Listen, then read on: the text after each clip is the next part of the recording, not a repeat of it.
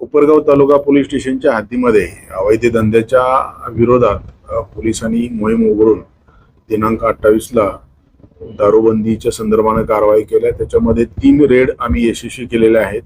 याच्यामध्ये दत्तू खंडू गांगवे राहणार धारणगाव, हॅपी श्रीराम पंजाबी राहणार पोहेगाव आणि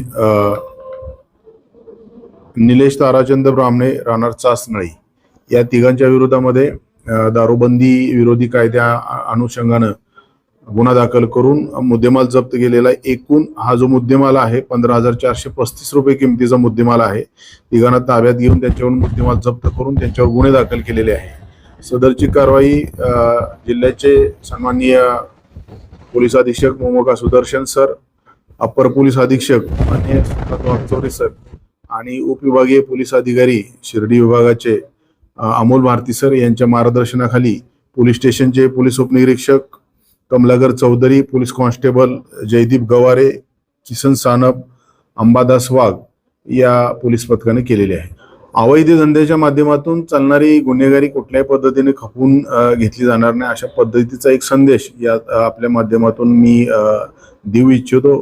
जे कोणी अशा पद्धतीचे धंदे करतात त्याच्या माध्यमातून गुन्हेगारी प्रवृत्ती दाखवतात तर अशा विरोधात चोख आणि जबरदस्त कडक कारवाई करण्याचे आम्ही ठरवलेलं आहे।